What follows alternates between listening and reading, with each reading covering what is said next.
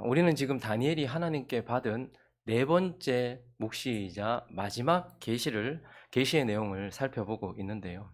이 계시는 페르시아 제국의 고레스라는 왕이 3년째 통치하고 있었을 때에 받았던 계시입니다. 그래서 이 계시는요, 그 고레스 이후에 일어날 왕들과 나라들에 대하여서 사실적으로 우리에게 어떤 일들이 일어날 것이다 라는 것을 얘기해 주지만, 대부분 무슨 이야기입니까? 계속 무슨 뭐 하는 거예요, 지금. 세상 나라가 싸우는 이야기. 계속 싸울 것이다. 갈라졌다가 남방과 북방으로 나눠지고 남방왕과 북방왕이 계속해서 싸울 것이다. 연합도 했다가 화친도 했다가 계속해서 싸울 것이다라는 세상 나라의 전쟁, 싸움에 대한 그 계시를 우리에게 주고 있습니다. 세상 나라들이 이렇게, 세상의 왕들이 이렇게 치열하게 싸울 것이라는 이 말씀이 하나님의 백성들에게 어떤 의미가 있는 것일까요? 하나님은 고레스 이후에도 계속해서 왕들이 일어나겠고, 그 세상 나라와 세상 나라 백성들은 치열하게 싸울 것이다라는 지루하기까지 한 이어지는 이 싸움의 이야기를 통하여서 하나님의 백성들에게 어떤 교훈을 주시려고 하는가, 오늘은 그것을 살펴보려고 합니다. 그 첫 번째는요, 하나님의 나라 백성들도 싸움이 있다, 전쟁이 있다라는 것을 이 세상 나라 백성들의 전쟁을 통해서 우리에게 말씀하고 있는 것입니다. 여러분, 하나님께서 다니엘에게 몇 개의 묵시를 주셨습니까? 1장부터 6장까지는 역사적으로 일어났던 사실들을 기록했다고 말씀드렸죠. 그리고 7장부터 지금 이제 마지막 12장까지는 하나님께 주신 묵시, 계시, 예언이에요. 그런데 그 예언에 몇 개의 계시를 주셨습니까? 4개의 묵시를 주셨는데요. 이것은 세상을 살아가는 하나님의 백성들 그리스도인들에게, 그리고 말세를 살아가는, 특별히 말세 지말을 살아가고 있는 그리스도인들에게 꼭 필요한, 우리가 이 세상을 그리고 말세를 살아가면서 하나님의 백성으로서 꼭 알아야 되고 꼭 마음에 간직해야 될 소중한 교훈들을 이 4개의 묵시를 통해서 우리에게 주고 있거든요. 그래서 우리는 이 4개의 묵시를 반드시 우리 마음 가운데, 다니엘이 그것을 기억했던 것처럼 우리도 기억해야 될 필요가 있습니다. 그러면 우리가 7장부터 살펴보았던 묵시들을 다시 한번 정리를 해보려고 합니다. 한번 볼까요? 우리가 첫 번째 계시는 7장에 나와 있는데, 그때 그 계시는 바벨론 제국의 시대에 벨사살 왕이 되던, 벨사살 왕이 왕의 원년 그때에 받았던 계시입니다. 그런데 그때 그 묵시는 뭐였죠? 상징적인 의미를 담고 있는 그런 묵시들이었어요. 바다에서 짐승 넷이 올라왔던 그러한 묵시를 받았고, 이후에는 인자 같은 이가 영광스러운 나라를 얻는 것, 그의 백성들이 나라를 얻는 것을 보았죠. 그런데 저 바다에서 올라오는 네 짐승은 뭐를 의미하는 것이었습니까? 사자같이 생겼고 곰같이 생겼고 표범같이 생겼고 용같이 생겼던 그 짐승들은 세상에 일어나게 되는 제국들을 의미한다고 말씀을 드렸어요. 그렇게 짐승 같은 왕과 짐승 같은 나라들이 제국을 이루면서 일어나겠지만 마지막에는 다 무너지고 어떻게 됩니까? 인자 같은 이가 왕으로 서 있는 하나님의 나라만 일어난다라는 거예요. 그래서 하나님은 가장 큰 그림을 먼저 보여주셨습니다. 세상에 일어나는 모든 제국들이 강력하고 화려하고 대단해 보이겠지만 결국은 어떻게 되는 것입니까? 모두 무너지고 깨어지고 남는 제국은 뭐밖에 없다?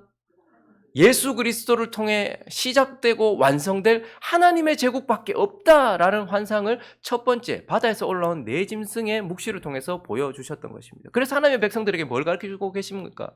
너희가 어떤 제국에 서 있든지 어떤 시대에 서 있든지 이 세상이 얼마나 강하게 보이든지 간에 망한다. 그리고 하나님의 나라가 승리한다. 너희는 지금 그 가운데서 계속해서 이어지고 있는 하나님의 나라 백성이며 그 나라는 찬란하게 영원하게 남을 것이다 라는 것을 우리에게 가르쳐 주었던 묵시입니다.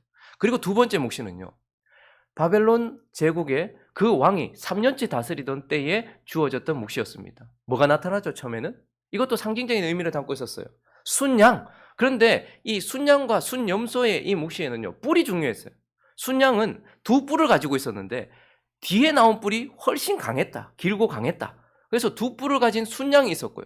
근데 조금 있다 보니까 눈과 눈 사이에 현저한 뿔, 강한 뿔을 가진 순염소가 나타나서 순양을 무너뜨렸다.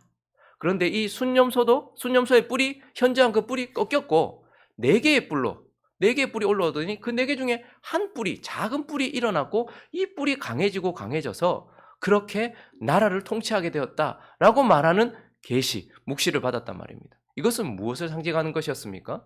이것은 하나님께서 그리스도를 통하여서 하나님의 나라를 시작하셨고 그리스도를 통하여서 완성하셔서 이 하나님의 나라가 영원히 설 것인데 그 영원한 나라를 이루기 위하여 오실 그리스도를 만나기 전에 우리는 말세에 누구를 만나게 될 것이다? 그를 대적하는 적 그리스도를 만나게 될 것이다. 말세에 우리는 하나님의 나라를 완성시킬 그리스도를 보겠지만 그러나 그 그리스도를 만나기 전에 적 그리스도를 만나게 될 것이다. 하나님의 백성들을 괴롭게 하며 하나님을 대적하며 법을 바꾸고 예배를 그치게 만들며 하나님을 떠나게 만들게 하는 그러한 적 그리스도를 만나게 될 것이다 라는 것을 두 번째 계시를 통해서 보여주었어요. 그리고 세 번째 묵시는 무엇이었습니까? 이제 나라가 바뀌었어요. 제국이 바뀌었어요. 페르시아 제국이 시작되던 그때에 다리오가 왕이 되던 그 원년에 먼저는 예레미야서를 통해서 성경을 통해서 깨닫게 되었죠. 몇 년 만에 포로 생활이 그친다? 그러니까 70이라는 숫자를 보여줬어요. 그리고 나서 죄를 완전히 사해 주십시오. 우리 백성들을 완전히 용서해 주십시오라고 기도를 했더니 또 천사의 묵시를 통해서 71에 대한 그런 기억나시죠? 네, 기억나시죠? 71회. 그래서 70이라는 성경을 통해서 70이라는 숫자를 보았고 그 이후에 묵시를 통해서 70 곱하기 7이라는 71회. 70해가 지나면 회복이 될 것이다. 그렇지만 완전한 죄가 그치고 허물이 끝나며 너희가 영원한 의를 얻으며 하나님과 화해하게 되는 완전한 용서는 71회 이후에 있을 것이다 라는 이 묵시를 통해서는 하나님의 나라 백성들이 회복을 약속받았다. 하나님의 백성들이 세상에서 고통받는 이유는 죄 때문이잖아요. 그런데 그 죄 사함을 받고 용서함을 받을 것이라는 회복의 약속과 그리고 그 회복을 지금도 어느 정도 맛보고 있는 거예요. 다니엘이 그것을 보았던 것처럼 이 세상에서 회복을 어느 정도 맛보게 될 것이다. 그리고 완전한 회복을 너희가 얻을 것이다. 우리도 마찬가지죠. 이 세상 가운데서 죄 용서함에 대한 약속을 받았어요. 우리는. 그리고요. 죄 사함을 받고 복음을 받고 성령을 받아서 지금 죄로부터 벗어나고 있는 것을 어느 정도 누리고 있어요. 그러나 우리는 마지막 때 어떻게 됩니까? 부활한 몸을 입고 천국에 들어가서 영원한 회복, 완전한 회복을 누리게 될 것이다. 그래서 세 번째 묵시를 통해서는 이 세상 가운데서 하나님의 나라 백성들이 회복될 것이다 라는 것을 가르쳐 주었다는 말입니다. 그리고 이제 10장부터 12장까지 길게 마지막 묵시를 얘기하는데 이 묵시는 페르시아 제국의 고레스 왕이 3년째 다스리고 있었던 때 주어졌어요. 그래서 우리가 지금 살펴보고 있잖아요. 뭐죠? 계속해서 왕들이 일어나지만 그 왕들이 뭐 하는 거예요? 치열하게 싸운다. 계속해서 싸운다. 싸우고 싸운다. 세상 나라들의 전쟁 이야기. 그런데요. 결국 이것을 통하여서 하나님의 백성들도 싸움이 있다라는 하나님 나라 백성의 전쟁에 대하여서 싸움에 대하여서 우리에게 말씀하시면서 하나님의 백성들, 하나님의 나라는 영원히 설 것이다. 그리고 그 나라가 이루어지기 전 적그리스도를 만나게 되겠지. 그렇지만 하나님의 백성들은 이 시간, 이 어려운 시간을 지날 때에 결국은 회복될 것이지만 그 회복은 어떻게 해요? 싸움을 통해서 회복이 되어질 것이다 라고 말씀을 하는 거예요. 그래서 오늘 32절을 보시면요. 세상 나라 백성들의 끊임없는 싸움 이야기, 전쟁 이야기가 이어지다가 그리고 하나님의 백성들에 대하여서 이제 초점을 맞추면서 32절을 읽습니다. 시작. 그가 또 언약을 배반하고 악행하는 자를 속임수로 타락시킬 것이나 오직 자기의 하나님을 아는 백성은 강하여 용맹을 떨치리라. 한 왕이 하나님의 백성들을 타락시키고 배반하게 만들려고 애를 쓸 때에 어떤 사람들은 진짜 반역하고 배반하겠지만 자기 하나님을 아는 자, 사랑하는 자, 믿는 자, 신뢰하는 백성은 그와 싸우면서 용맹을 떨치며 싸우게 될 것이다 라고 말하면서 하나님은 세상 나라 백성들의 전쟁 이야기 속에서 우리도 싸움이 있을 것이다 라는 것을 말씀해 주고 있는 것입니다. 그리고 이 계시, 이 마지막 묵시를 통해서 하나님께서 우리에게 하시는 이 세상 나라 전쟁 이야기를 통해서 결국 우리에게 하시는 메시지는 하나님의 나라 백성들은 싸움이 있는데 어떤 싸움? 거룩한 언약을 지키기 위한 싸움이 있다는 거예요. 하나님의 나라 백성들은 이 마지막 때에 그 치열한 환란 속에서 그 전쟁 속에서 싸움이 있는데 그 싸움은 오직 하나를 위한 싸움이에요. 거룩한 언약을 지키느냐 그렇지 않느냐를 위한 그것을 향한 싸움이다라고 말하고 있습니다. 여러분 지금 막 읽다 보니까 이게 무슨 이야기인고 싶잖아요. 뭐 누가 일어났다가 뭐 했다가 뭐 했다가 뭐 했다가. 자, 전쟁 이야기예요. 치열하게 남방과 북방 왕이, 남방 나라와 북방 나라가 싸우게 될 것이다라는 치열한 전쟁 이야기예요. 그런데 그 중간에 갑자기 또 한 사람을 향하여서 우리를 주목시키고 있어요. 전쟁 이야기가 시작되었다가 한 사람의 이야기, 그리고 또 전쟁 이야기로 이어지거든요. 이 한 사람에 대한 이야기로 오늘 본문이 시작하고 있잖아요. 우리가 읽었던 20절을 보시면요, 한 사람을 말하고 있는데 20장에 나오는 사람을 넘어선 21장의 사람이 주인공인데요. 20절 읽어볼까요? 시작. 그 왕위를 이을 자가 압제자를 그 나라의 아름다운 곳으로 두루 다니게 할 것이나 그는 분노함이나 싸움이 없이 몇 날이 못 되어. 자, 그 왕위를 이을 자, 이제 왕이 될 자를 말하는 거겠죠. 한 왕이 또 일어나요. 자, 그런데 그 왕이 일어나고 나서 이제 주인공은 이 왕 다음에 일어나는 사람이에요. 21절 있습니다. 시작. 또 그의 왕위를 이을 자는 한 비천한 사람이라. 나라의 영광을 그에게 주지 아니할 것이나 그가 평안한 때를 타서 속임수로 그 나라를 얻는. 20절에 일어났던 왕 다음으로 일어나는 왕, 이 사람이 지금 성경이 주목해서 우리에게 주목하게 하는 사람이라는 말이죠. 이 사람이 누굴까요? 이 사람 우리가 앞에서 벌써 살펴봤어요. 다니엘서 8장으로 가볼까요? 성경은 그를 이렇게 표현해주고 있습니다. 25절까지 있습니다. 시작. 이 내 나라가 마지막 때에 반역자들이 가득할 즈음에 한 왕이 일어나리니 그 얼굴은 뻔뻔하며 속임수에 능하며 그 권세가 강할 것이나 자기의 힘으로 말미암은 것이 아니며 그가 장차 놀랍게 파괴 행위를 하고 자의로 행하여 형통하며 강한 자들과 거룩한 백성을 멸하리라. 그가 꾀를 베풀어 제 손으로 속임수를 행하고 마음에 스스로 큰 체하며 또 평화로운 때에 많은 무리를 멸하며 또 스스로 서서 만왕의 왕을 대적할 것이나 그가 사람의 손으로 말미암지 아니하고 깨지리라. 지금 우리가 방금 읽었던 20절을 넘어 등장하는 21절의 그 왕은 성경이 적그리스도를 예표하는 자, 적그리스도를 예표하기 위해서 우리에게 계시해 주셨던 그 자다. 그러니까 적그리스도의 예표다라고 성경은 말하고 있고, 역사는 그를 누구라고 말할까요? 역사는 우리가 살펴보았던 것처럼 20절에 나오는 그 왕위를 이을 자가 압제자를 그 나라의 아름다운 곳으로 두루 다니게 한다. 여기서 압제자라는 것은 세금 징수자를 말하는 것이거든요. 그러니까 20절에 나오는 사람은 그가 오랫동안 자기의 삶에 왕으로 통치를 했지만 딱 한 절로 그 사람의 삶을 마무리 짓는데, 세금 징수자들을 보내가지고 돈을 많이 걷었던 악한 왕이었어요. 그는 역사가 누구라고 말하냐 하면 셀루쿠스 4세라고 말해주고 있어요. 자, 그리고 그 이후에 이어지는 21절의 왕은 그 다음에 왕위를 이어받은 비천한 사람은 바로 안티오쿠스 4세 에피파네스다. 그래서 성경은 그를 적그리스도의 예표요, 그리고 역사는 그가 안티오쿠스 4세 에피파네스다라고 말을 해주고 있는데요. 자, 그래서 이제 우리는 이 전쟁 이야기와 전쟁 이야기 사이에 주목시키고 있는 이 한 사람이 어떤 사람인가 다시 한번 보면 21절에 보니까요, 그의 왕위를 이을 자는 어떤 사람이라? 비천한, 사실은 왕의 자리에 오를 사람이 아니라는 말입니다. 그런데 그가 왕의 자리에 올랐는데 뭐로 올랐어요? 속임수로, 거짓말로. 누가 기억나십니까? 공중권세를 잡은, 왕의 자리에 올라서는 안 되는 자, 그런 자가 떠오르죠. 어쨌든 그는 비천한 사람이면서 속임수로 나라를 얻은 자, 왕의 자격이 없음에도 불구하고 왕이 된 자예요.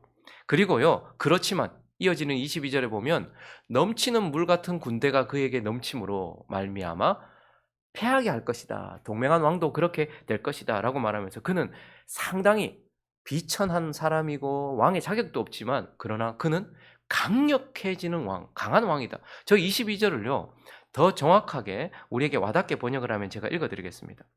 그의 앞에서는 크고 강한 군대도 힘없이 밀려난다. 그는 조약을 맺은 왕까지도 공격해 물리친다. 그러니까 그가 얼마나 강한지를 지금 표현하고 있는 거예요.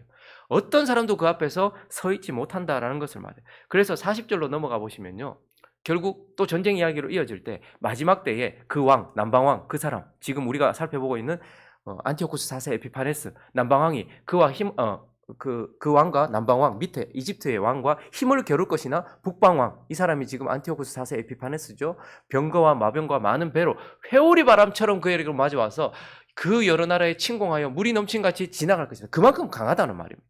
그래서요, 다음 절을 볼까요? 그가 여러 나라들의 그의 손을 펴서 애굽 땅까지도 다 먹어버리고, 그 다음 절요. 그가 권세로 애굽의 금, 은 모든 보물을 차지할 것이요 리비아 사람과 구스 사람이 그의 시종이 되는, 전부를 차지하게 되는 그러한 강력한 왕이다. 자, 왕의 자격이 없음에도 불구하고 속임수로 왕의 자리에 앉아서 강력하게 그 힘을 펼칠 왕이다. 그리고 36절은요, 그 왕을 이렇게 표현하고 있죠. 그 왕은 자기 마음대로 행하며, 이 말은 멋대로 한다라기보다는 자아를 추구한다는 거예요. 자기 스스로. 자기가 법이고 자기가 신이라는 거예요. 그래서 스스로 높여 모든 신보다 크다 하며 비상한 말로 신들의 신을 대적하며 형통하기를, 분노하심이 그칠 때까지, 그러니까 작정된 데까지 그가 권세를 얻어서 강력하게 일어나지만 하나님을 대적하는 왕이다. 그런데 이제 문제는 이거예요. 그 왕이 30절로 가보시면요, 이제 이게 문제예요. 하나님을 대적하기만 하는 것이 아니라 하나님 나라 백성들을 어떻게 하는가가 나옵니다. 30절이 있습니다. 시작. 이는 기띔의 배들이 이르러 그를 칠 것임이라. 그가 낙심하고 돌아가면서 맺은 거룩한 언약에 분노하였고 자기 땅에 돌아가서는 맺은 거룩한 언약을 배반하는 자들을 살필 것입니다. 여러분, 지금 어떤 기띔의 배들이 이르러, 지금 어떤 일이 역사적으로 제가 설명을 해드리면, 이 북방왕, 이 안티오쿠스 4세 에피파네스가 이 남방으로 쳐들어왔어요. 힘이 너무 워낙 강하니까. 그래서 이 남방 이집트까지 다 먹으려고 했던 순간에 기띔의 배들은 로마의 배들이에요. 로마의 군사가 이걸 막아선 거예요. 이 힘을 저지하려고 막아선 거예요. 그러니까 자기가 이길 힘이 없으니까 어떻게 됩니까? 돌아가는 거예요. 다시 돌아가면서. 그러니까 얼마나 화가 나겠습니까? 군사들을 일으켜서 이제 이거 다 차지할 그 순간에 갑자기 로마의 병사들이 와서 이걸 막아서니까 얼마나 화가 났겠어요. 그래서 30절을요, 좀 더 원어를 살려서 번역하면 이렇게 읽을 수 있습니다. 제가 읽어드릴게요. 그를 치려고 서쪽에서, 로마에서 배들이 오는 모습을 보고 그는 두려워 되돌아간다. 돌아가는 길에 거룩한 언약을 지키는 하나님의 백성에게 화를 내며 그와 반대로 거룩한 언약을 저버린 자들을 소중히 여긴다. 어떻게 됐다는 게 아시겠죠? 원래는 하나님의 땅과 상관없이 이집트를 먹으러 갔다가, 이게 지금 로마에 의하여서 힘에 꺾여서 올라가다가 화가 나가지고 분풀이 하듯이 어떻게 된 거예요? 하나님의 거룩한 백성들, 하나님과 언약을 지키고 있는 백성들을 공격을 하게 되었다라고 말하고 있는 거죠. 그래서 31절로 넘어가 보시면요, 군대는 그의 편에 서서 성소, 그 견고한 곳을 더럽히고 매일 드리는 제사를 폐하며 멸망하게 하는 가증한 것을 세울 것이다 라고 말하면서, 이 악한 자가 결국은 어떻게 해요? 하나님을 대적하더니 이 땅에 있는 하나님의 백성들을 핍박하고 괴롭히는 자가 되었고, 그러한 전쟁으로 번졌다라고 말하고, 결국 이 하나님 나라의 백성들은 거룩한 언약을 지키기 위해서 이어지는 32절은 이렇게 말하고 있죠. 그가 또 언약을 배반하고 악행하는 자를 속임수로 타락시킬 것이지만, 그렇지만 어떻게 해요? 셋째 줄 시작. 오직 자기의 하나님을 아는 백성은 강하여 용맹을 떨치리라. 33절. 백성 중에 지혜로운 자들이 많은 사람을 가르칠 것이지만 그들이 칼날과 불꽃과 사로잡힘과 약탈을 당하여 여러 날 동안에 저기서 몰락은 죽임당할 것이다. 순교할 것이다. 지혜로운 자들이 많은 사람을, 언약을 배반해서는 안 된다. 복음을 지키는 자들, 하나님의 말씀을 지키는 자들이 그렇게 싸우겠지만 결국은 칼날과 불꽃과 사로잡힘과 약탈을 당해서 죽임당하는 사람들도 있을 것이다 라고 말하면서 어떤 싸움이 일어날 거란 거예요. 결국은 하나님의 백성들이 하나님과 맺은 언약을 지킬 것인가, 그리고 그 언약의 주체가 되시는 우리의 왕 예수 그리스도를 향한 신실함, 그 정절, 그것을 지킬 것인가 하는 싸움으로 번지게 된다라고 말하면서, 세상 나라 백성들은요, 땅을 얻고 힘을 얻고 물질을 얻고 나라를 팽창시키기 위하여서 치열하게 싸우지만, 하나님의 나라 백성들은요, 이 언약을 지키기 위하여서 싸움이 있을 것이다 라고 말하면서, 하나님은 지금 이제 이 마지막 계시를 통하여서, 이 마지막 묵시를 통하여서 하나님의 백성들이 이 땅 가운데서 이 안티오쿠스 4세 에피파네스를 통해 보여지는 적 그리스도, 악한 사단의 세력들에 의하여서 우리의 신앙, 우리의 믿음, 우리의 정절을 지킬 것인가 하는 싸움이 치열하게 일어날 것이다 라고 우리에게 가르쳐주고 있는 것입니다. 말씀을 정리하겠습니다. 우리는 이 다니엘이 받았던 묵시를 통하여서 하나님의 세상의 제국들은 결국 어떻게 된다? 무너지지만 하나님의 제국, 하나님의 나라는 시작되어서 완성될 것이다 라는 것을 봐요.